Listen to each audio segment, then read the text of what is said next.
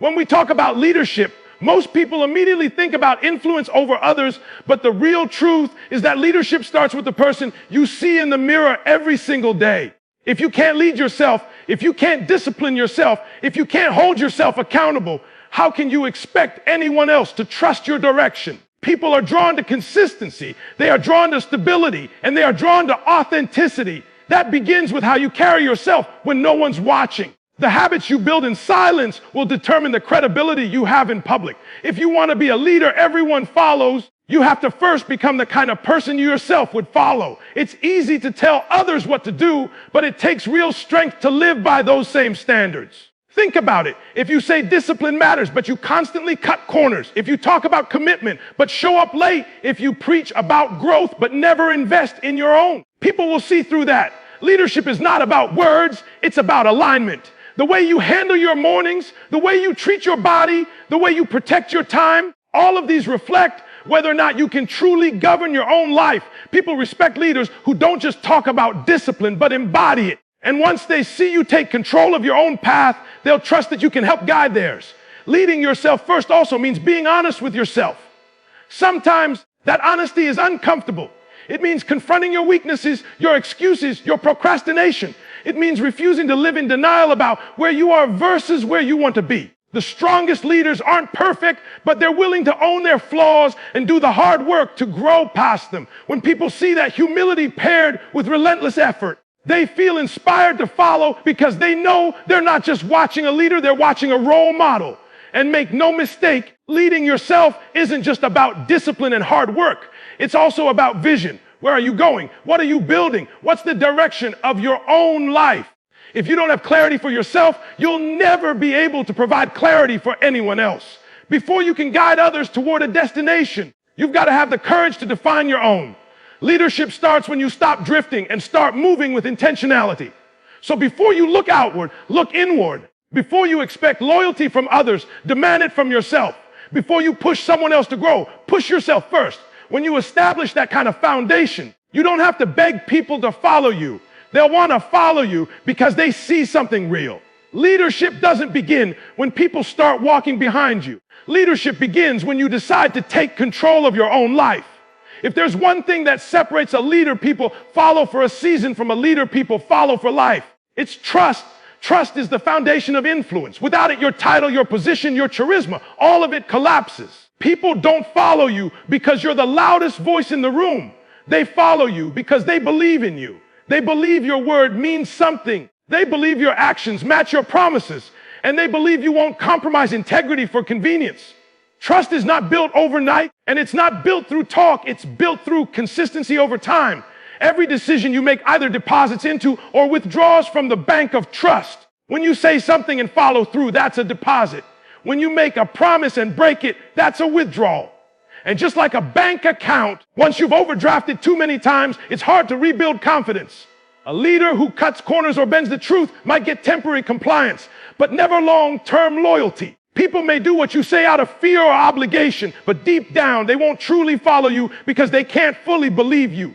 Trust comes from living your values, even when it costs you. Anybody can stand tall when it's easy, but real leaders show integrity when it's hard. If you say honesty matters, you tell the truth even when a lie would protect your reputation. If you say respect matters, you honor people even when no one is watching. If you say hard work matters, you put in the hours even when shortcuts look tempting. These are the moments where people are watching you without saying a word. And it's in those moments that trust is either won or lost. And here's the thing, people have a radar for authenticity.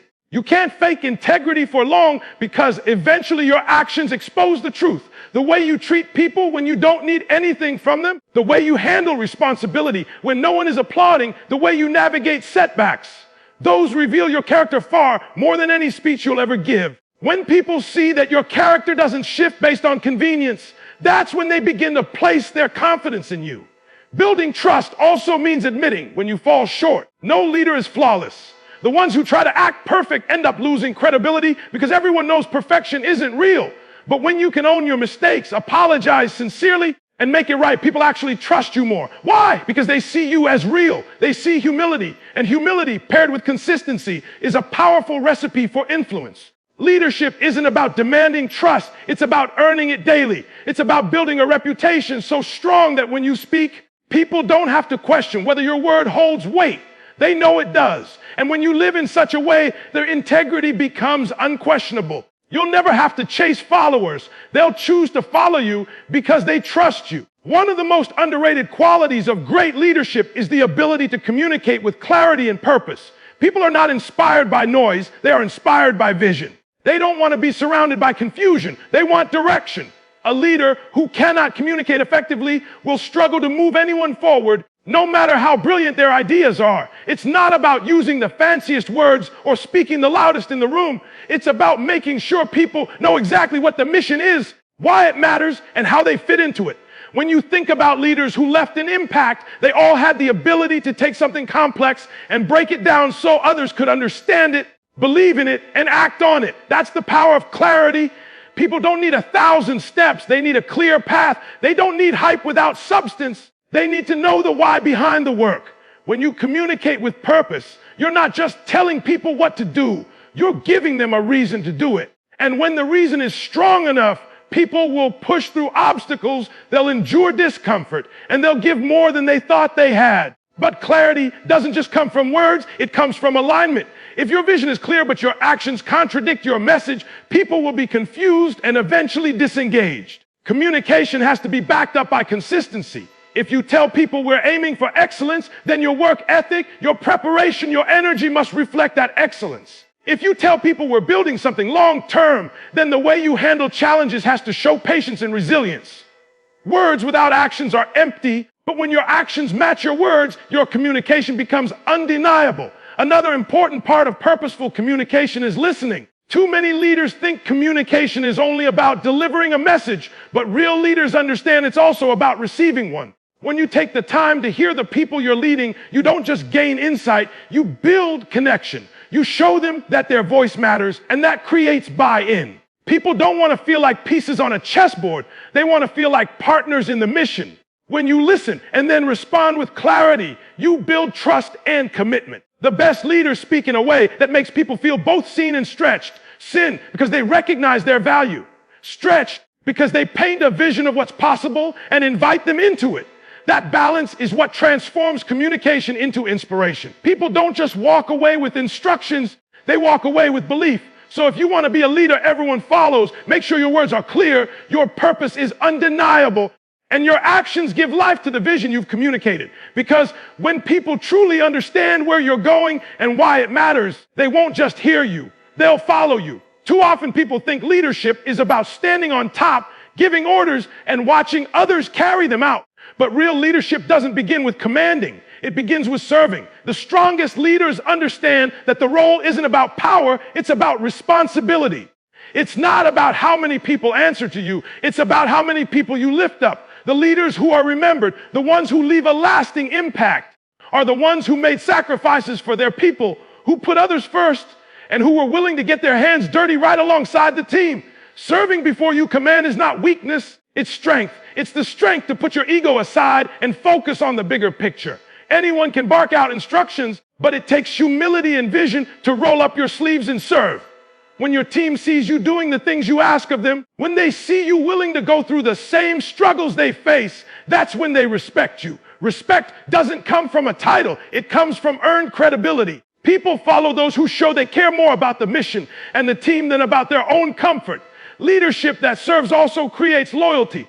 Think about it. When someone genuinely invests in you, when they push you to grow, when they help you when you're down, you remember that. You don't just see them as a boss. You see them as someone you'd go the extra mile for. People don't give their best because they're told to. They give their best because they feel valued. And when a leader consistently puts the needs of others before their own pride, that loyalty becomes unshakable. Serving before commanding also sets the culture.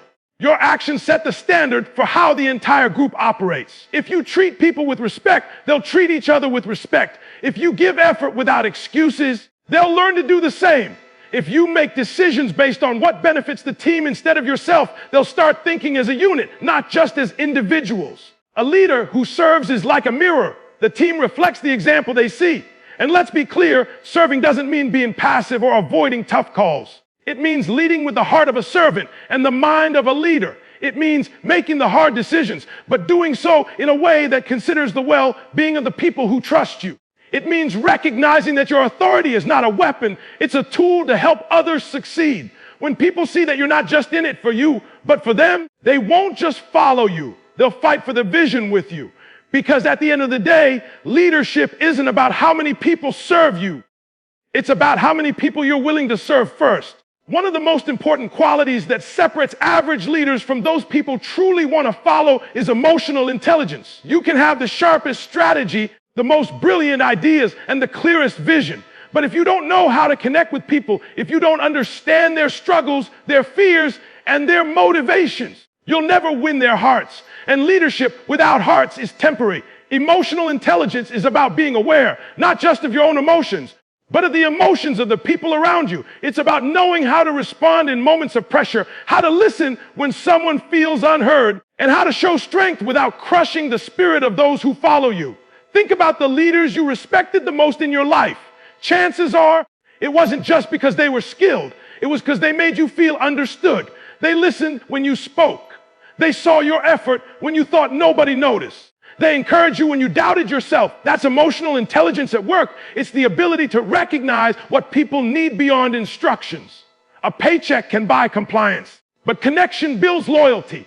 Great leaders pay attention to the little details that others ignore. They notice when someone on the team is quiet, when energy shifts in the room, when a person's body language doesn't match their words. And instead of ignoring it, they address it with empathy. They don't just ask, "What's wrong with you?" They ask, "What's going on? How can I help?" That difference in approach builds trust, and trust fuels influence. People will work harder and go further for someone who they believe genuinely cares about them. But emotional intelligence also requires self-control. You can't lead effectively if you let your emotions dictate every decision. Leaders are human. They get frustrated. They get tired. They feel pressure. But what separates them is their ability to regulate those emotions instead of letting those emotions regulate them. When challenges hit, people look to the leader. If you panic, they panic. If you lash out, they disengage. If you stay calm, focused, and solutions-driven, they draw strength from your composure. Emotional intelligence doesn't mean ignoring your feelings. It means mastering them so they don't master you. And let's not forget, emotional intelligence is also about inspiring growth. It's not just about being sympathetic. It's about helping people rise. Sometimes that means tough love. Sometimes it means encouragement. And sometimes it means stepping back and letting them struggle through the process so they can become stronger. The key is knowing when to push and when to support, when to challenge and when to comfort. That balance is what creates loyalty and growth at the same time. Because at the end of the day, leadership is not just about managing tasks, it's about leading people. And people don't follow leaders who only understand the work, they follow leaders who understand them. The truth about leadership is that influence doesn't come from a title, a position, or a nameplate on your office door. Influence comes from example. People don't follow because you tell them to. They follow because they see something in you that inspires them to move in the same direction. When your actions speak louder than your words, when your consistency matches your message, people can't help but notice. Leadership by example is the most powerful form of leadership because it requires no convincing. It simply shows. Think about it. If you want your team to work hard, they need to see you working hard. If you want them to commit to excellence, they need to see you holding yourself to a higher standard. If you want them to be resilient in tough times, they need to see how you respond when the pressure hits you. People are not motivated by commands. They're motivated by the model you set. You can tell someone to be disciplined all day long, but the moment they see you waking up earlier, staying later, pushing yourself harder, the lesson is 10 times more powerful than any speech you could give. Leading by example also means holding yourself accountable to the same standards you expect of others. Too often leaders demand discipline, but allow themselves shortcuts. They talk about values, but live by exceptions. And people notice that. Nothing destroys credibility faster than hypocrisy. On the other hand, nothing builds respect faster than consistency. When people see that you don't ask for anything you're not willing to do yourself, their respect for you grows. Respect turns into trust, and trust turns into influence. And it's not just about the big, dramatic moments of leadership. Sometimes it's the small, everyday actions that carry the most weight. The way you treat people when no one else is looking, the patience you show in difficult conversations, The humility you display when you've made a mistake, those quiet examples often speak louder than the grand gestures. People may not always remember what you said, but they will never forget how you lived. Leadership by example also has a multiplying effect. When you set a standard with your actions, the people around you start to mirror that behavior. They begin to model the same habits, the same discipline, the same mindset. Before long, you've created a culture where excellence is contagious, not forced. And that culture becomes unstoppable because it's not driven by commands. It's driven by shared behavior, inspired by what they've seen in you. That's why the most effective leaders never rely on their title to get things done. They rely on the power of example. Because when people can see the message lived out in front of them, they don't need to be told to follow it. They choose to. The mark of a great leader isn't how many followers they collect, but how many leaders they create. Leadership is never about keeping people dependent on you. It's about empowering them to rise, to grow, and to eventually carry the vision forward themselves. Too many people in positions of authority hold on tightly to control because they're afraid someone else's growth might overshadow them. But true leaders aren't threatened by the success of others. They are fueled by it. They understand that the legacy of leadership isn't measured in what they personally achieve, but in how many others they help to achieve. Empowering others starts with belief. Sometimes people don't see the potential in themselves until someone else points it out. A leader's job is to recognize those sparks of ability, of passion, of talent, and then nurture them until they become fire. When you look at someone and say, "I believe in you," and then back it up by giving them opportunities to prove themselves, you open the door for growth. That one moment of belief can completely transform the trajectory of someone's life. But empowerment isn't just about encouragement, it's also about challenge. If you want to create leaders, you have to be willing to push people outside their comfort zones. Growth rarely happens in the safe zone. It happens when you place responsibility in someone's hands, when you give them space to make decisions, when you let them learn through both success and failure. A leader who micromanages never develops other leaders. They just develop followers who wait for permission. But a leader who empowers creates individuals who can think, decide, and act with confidence. And yes, sometimes that means people will stumble.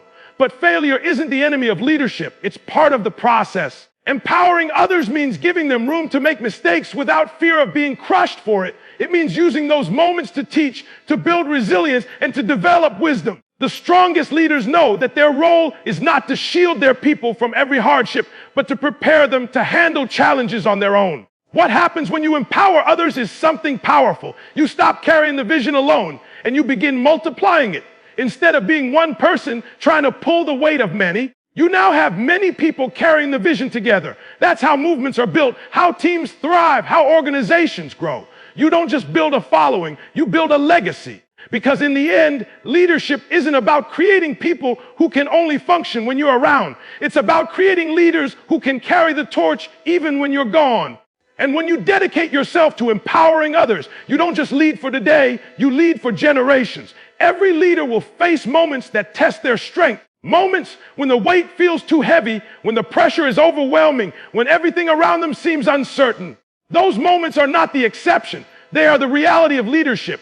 And it is in those moments that people decide whether they can truly follow you. Anyone can lead when things are easy, when the path is smooth and the results come quickly. But when the storms hit, when the setbacks pile up, when fear creeps in, that's when your true leadership is revealed. Resilience is what separates leaders who are temporary from leaders who last. It's not about pretending the challenges don't exist or acting like you're invincible. It's about how you respond. Do you panic, complain, or shift blame? Or do you stand firm, face reality, and keep moving forward with focus? People draw strength from your example, and in the most difficult times, they don't just listen to what you say, they watch how you handle it. If you stay calm in the chaos, they learn how to be calm. If you keep pushing in the face of obstacles, they find the courage to push as well. Resilience doesn't mean you never feel the weight. It means you don't let the weight break you. Every leader will get knocked down, but the resilient ones get back up. They see challenges not as dead ends, but as detours, not as punishments, but as preparation. And when you begin to view obstacles that way, your team learns to do the same. They stop fearing failure and start seeing it as part of the journey. They stop doubting the future and start believing that perseverance will lead them through. But resilience isn't just about survival. It's about leading with vision in the midst of difficulty. People don't just need to know that you can endure. They need to know you still see the destination, even when the road is rough. Resilient leaders don't let temporary problems erase permanent goals. They remind their people that the mission still matters, that the vision is still alive, and that the struggle is worth it. That ability to hold on to hope while standing in the storm is what gives people the strength to keep following. There will be times when quitting looks easier, when compromise looks tempting, when silence feels safer. But resilient leaders choose differently. They choose to rise, to endure, to fight for what matters, even when it costs them. And in doing so, they prove to the people watching that leadership is not about comfort. It's about courage. Because at the end of the day, people don't follow leaders who collapse under pressure. They follow leaders who show them how to stand tall when the pressure is greatest.